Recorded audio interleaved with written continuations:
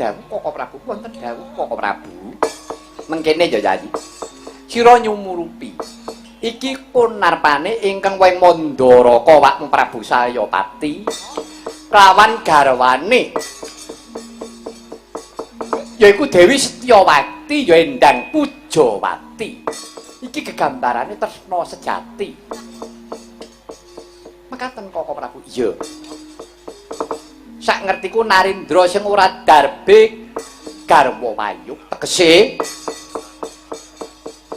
Narendra ingkang mligi garwa Padmi kuwi mung ana loro. Siji ingkang wong Mandaraka Prabu Saryapati garwane ya mung sajuga ingkang wa putri ingkang saiki seda sampya bebarengan Dewi Pujawati mau loro ingkang Raka Mandura Koko Prabu Baladewa iki garwane ya mung sajuga Kakang Mbok Erawati mekaten Koko Prabu. Ya sarening Pakmu Prabu Saryapati kuwi mau sing ditresnani iki mung kowe kembar sing dianggap rina pantaraning mengiri kala semana mulana lakon Salya Begal janjane mono ingkang wa Prabu Salya kira arep manunggal kelawan para Pandhawa dibegal kelawan Prabu Kurupati sak kurawane. Oh mekaten. Ya mula dina iki para diaki menengno ciptamu menepno rasamu nyuwuna marang Gusti kang akarya jagat muga-muga kunarpane Pakmu Sarimbit supaya nggapi nundut ana ngersaning Gusti.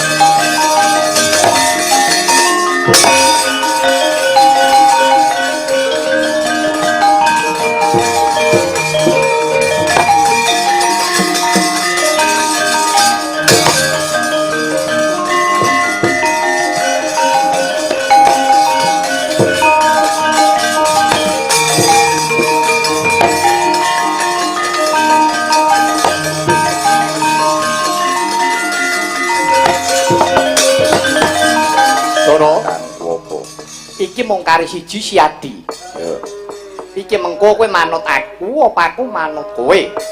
Wah, aku paripaksa manut karo kowe. Ya, yen to pancen siadi manut karo pun Kakang, iki mengko mlebu kraton.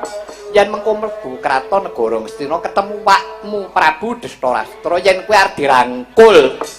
Iki mengko aja nganti kowe digepok kelawan astane Pakmu Prabu Dastarata. Sababe apa? Ora susah tak kandhani sababe. Lah terus aku kudu piye? Engko sing mbok ulungake gadamu rujak polo. Ning kowe kudu gelem ikhlas kowe kelangan pusakamu gada rujak polo. Ya, tak esake.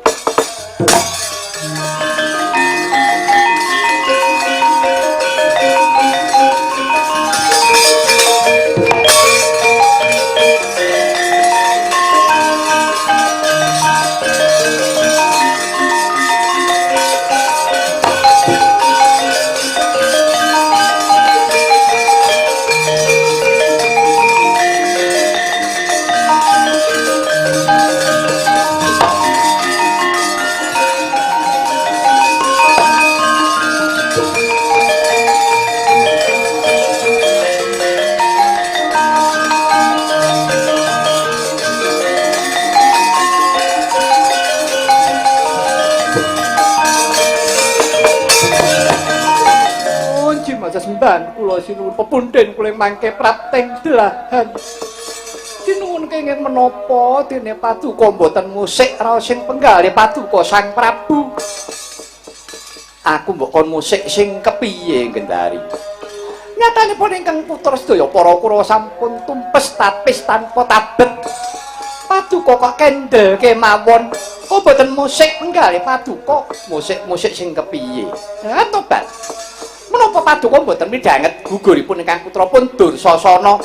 Dursasana dipun sempal-sempal pun poteng-poteng angganipun sengkuni inggih mekaten pecah sirahipun dipun suwek. Tutukipun dipun beset kulitipun Semanten ugi ingkang putrapun Duryudana pisakit kaliyan Werkudara dipun asap gada rujak po. Ngatos ical wujuding manungsa kados Gandara. Wah, toblah.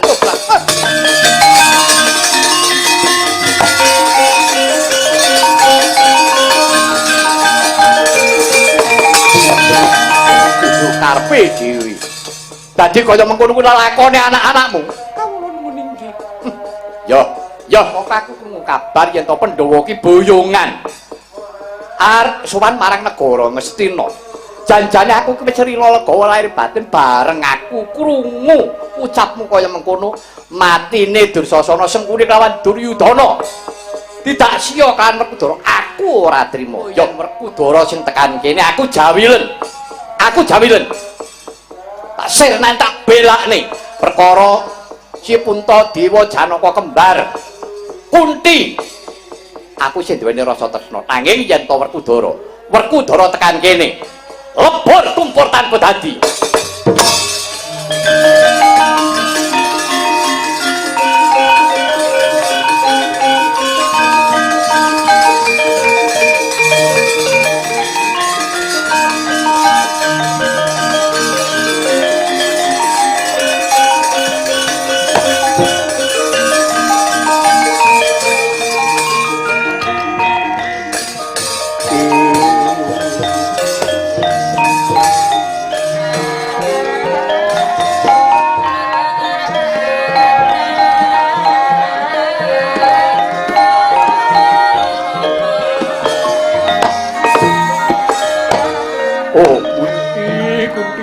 Kowe ya Kunti inggih Kakang kula ingkang rayipun Kunti Kalitrata kula nyuwun pangapunten kalpatanipun ingkang putra para Pandhawa Kakang.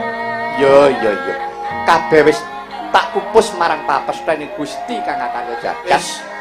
Kene-kene ndi anak-anakmu? Aku wis ngerti yen to dina iki aku kudu lengser ke Prabon. Aku kudu ninggalake negara Ngastina. Aku wis rila legawa. Kene. Anakmu kabeh kon maju mrene aku tak ngrangkul siji-siji ya Kunti.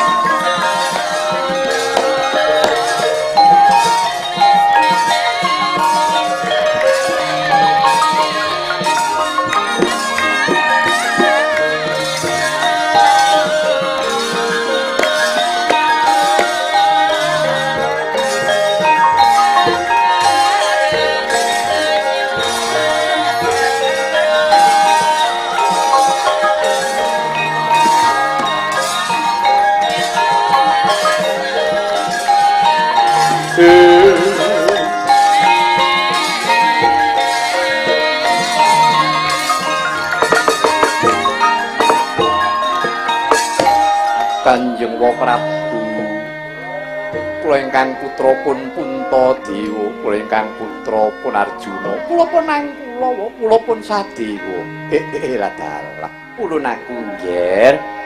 Ya. Puntadewa Arjuna kembar. Wis sira ora luput. Sing luput kuwi mapan ana kadang-kadang saka Kurawa. Mulane aku wis rila lega lahir tursing batin. Lan dina iki aku wis ngrilakake bumi Ngastina marang jeneng sira.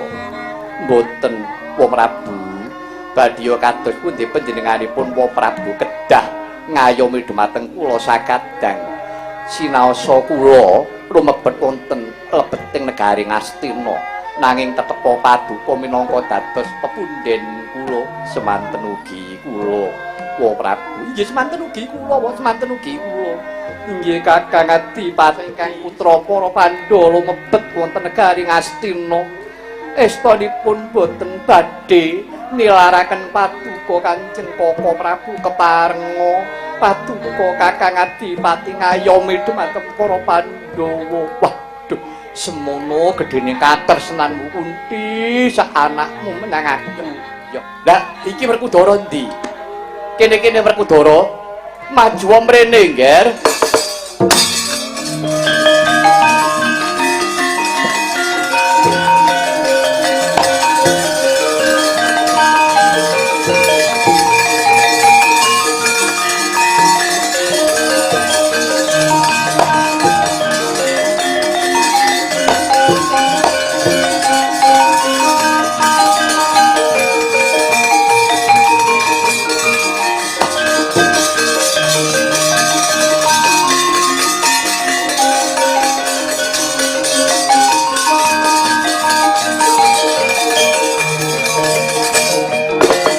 Kacarita rikala semono Sang Adipati Destarastra amung nganti pratanira Sang Werkudara kancam ingkang den incin karana nyirnakaken Sang Dursasana. Dalasan Patih Sengkuni miwah Prabu Duryudana musus astanira kawistinga abang branang aji lebur sekethi nedya den tamakaken lawan Sang Sena Mulat Narendra Dwarawati.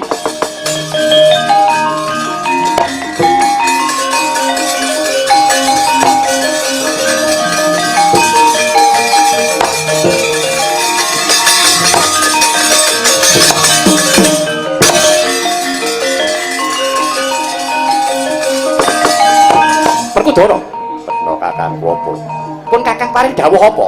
Senengam kok lancang disiki. Wah, lah terus kudu kepiye? Mengko yen kowe arep dirangkul tungno gadamu rujak polo ning kowe kudu gelem kelangan. Pusakamu godo rujak polo. Ya. Kowe kok bakal weruh lelakon kang gegirisi.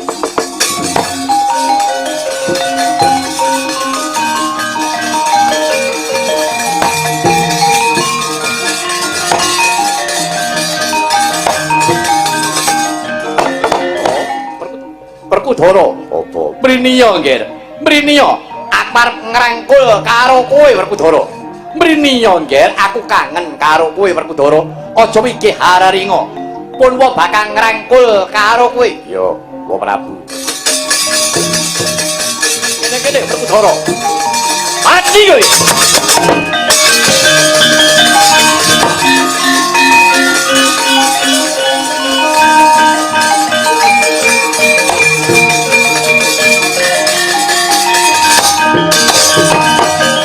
Ayam rata rasakno Werkudara. Ora ngerti batinku. Nyatane aku wis mantak aji lebur sekethi. Tak grayang ra kelakon ajur padamu derajat padha kados pundi Kakang.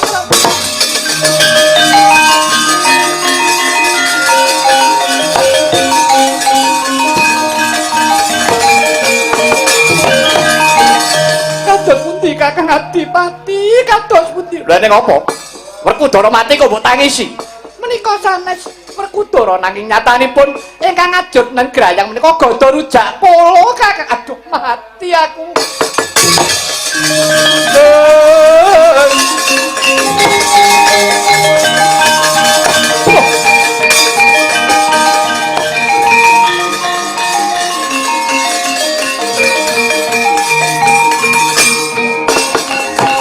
Oh, piye Kendari lakon kok sisih tumpuk matimbun-timbun kaya mengkene. Werkudara sing gedhe pangapuramu ya, Nger. Werkudara. Wa Prabu Destarata. Keterangane sing wuta ora mung mripatmu nanging tekan batinmu. Kowe duweni rasa gething keburu sengit karo aku. Janjane mono aku duweni rasa welas karo kowe.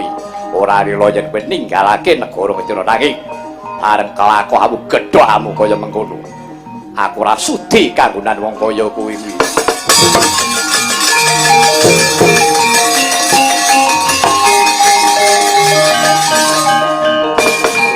Bar Kakang Bopo. Aja kaya mengkono ya Yayi. Watak Trasatwarga ora wengise kaya mengkono kuwi. Siadiri kala semana wis manunggal kawan pun Kakang yen to kowe rila legawa. Wa Prabu Dastarata minangka dadi sesepuh ngayomi karo para Pandhawa. Wah. Yen pancen karepmu ngono aku sing minggat. Sing minggat jiwa Dastarata apa Werkudara. Jalaran upamane yen aku ora ngrelakake Gandha Cakmula, aku sing lebur tanpa dadi. Kowe ora mbok pikir, Yayi kabeh pati ora susah mejang karo aku. Sing dadi bukti kelawan nyata. Wis Nger. Untadewa, Werkudara wis. Pancen aku ngrumangsani sakabeh kaluputan. Aku wis ora patut mbok pepundi. Aku wis nglenggono marang kaluputan iki. Wis Gendari, wis ayo ninggalake negara Ngastina. Wis Nger, wis mangsa bodho. Dina iki aku tak lunga separan-paran ya Nger. Wis aku mung njaluk pendongamu para Pandhawa. Muga-muga aku antuk keselamatan, antuk karaharjan. Ayo Gendari ninggalake negara Ngastina iki Gendari.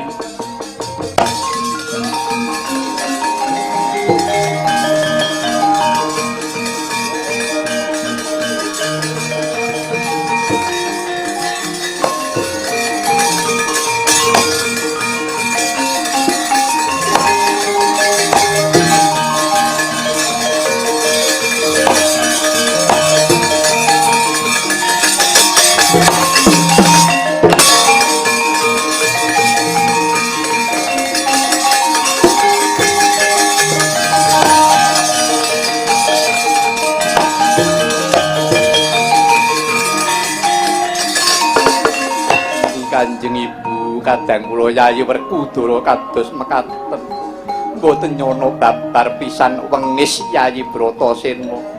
Wis Nger Puntadewa, ora perlu sira mikirake bab perkara ucape kadangmu si Werkudara sing wigati. Ayo ditut muri tindake kang wong Prabu Dastarastra iki mah.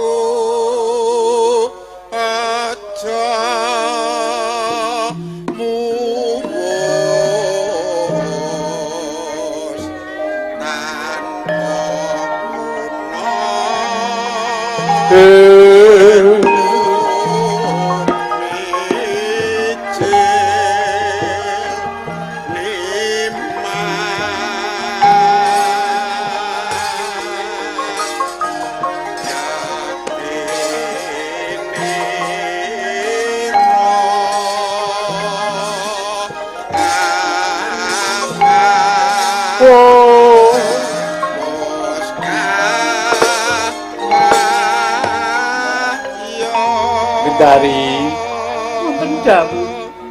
Ya wis Gendari, lelakon iki ditampa ya Gendari, kuwi aja ngresula.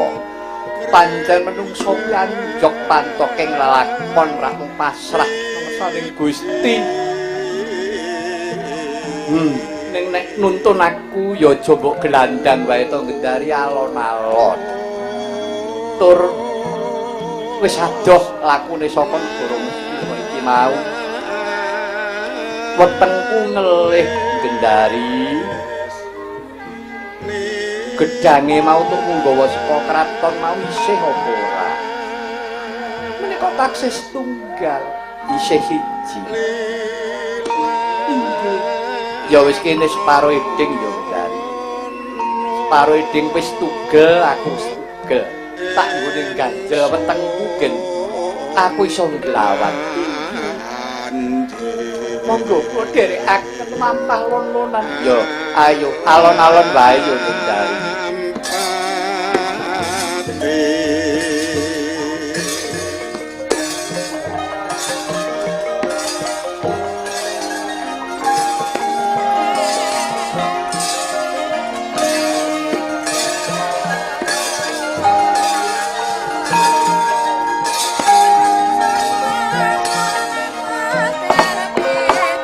Gendari. Aja adoh-adoh tong Gendari. Aku kok jombok culke Gendari. Tobat. Rastro. Lho. Kowe kok sengak tembungmu karo aku tong Gendari. Aku ngerti yen tau uripku bakale kaya mengkene aku biyen ora sudi aku ngladeni karo kowe. Lelakonku kaya mengkene iki sejatine sapa sing luput? Sing luput ora ya mung adimu Prabu Pandhu biyen anggone ngapusi karo aku dadi putri boyongan. Jare aku iki diwengku kelawan Prabu Pandhu. Nanging kene ngopo? Aku dikon ngladeni karo wong picek, wong sing picak ra berdalan ya kowe kuwi. Lah tobat. Dustarata. Mula dina saiki aku wis ora betah, aku wis ora kuat momong karo jiwa ragamu. Wis sak karepmu. Kowe mati ya karepmu, urip ya karepmu.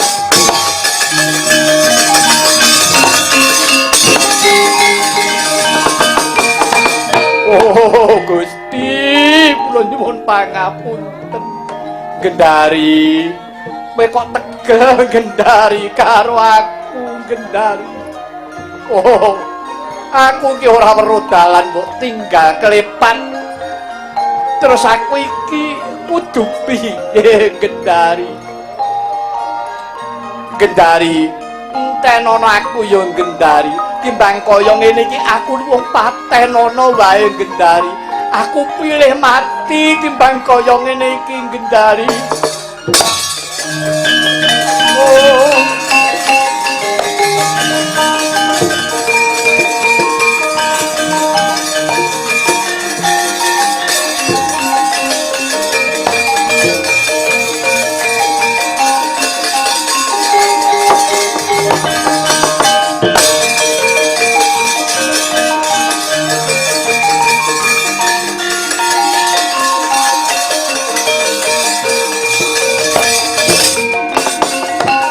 Kocap kacarita kaya ta mangkono Dewi Gendari.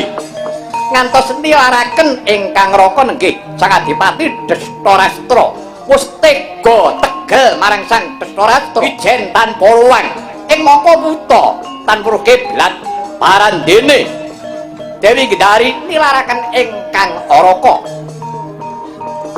ngantos lumajar karendet-rendet sarirane nganti lukar kasemekane datan Den Arawati.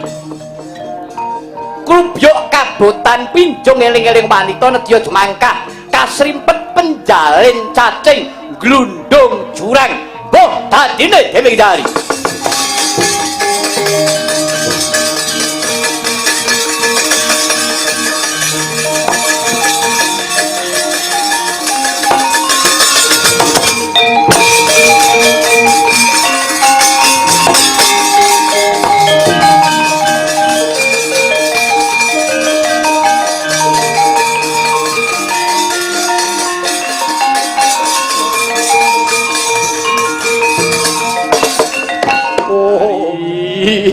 Gendari, uripku kaya mengkene kok kowe tega tegel to Gendari.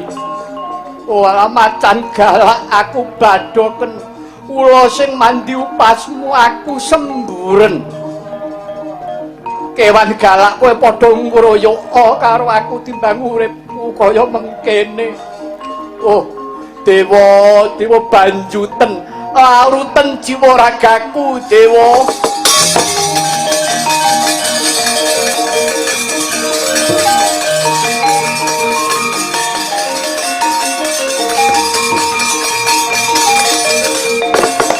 Kacarita namadyan Wanagung liwang-liwung sumebut angin garuda gegerutan swaraning pang padha pang kan padha gegesekan danguning dangu nuwuhaken dahana eling-eling ketiga dawa panase angganter sami sakala wana kobar tanbuh sangkaning dahana.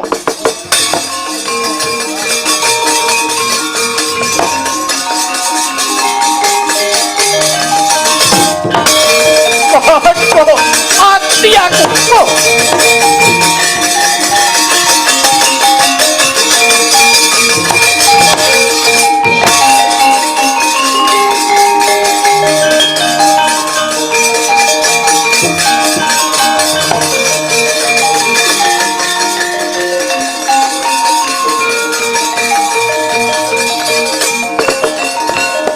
kacarita Dewi Kunti tali brata dupi mulat wana kobar wis pinasti kalamunta ingkang raka sang Drestalastra miwah Dewi Gendari sirna kobar wonten madyaning wana dalah kantaka Dewi Kunti mundur dadi royongan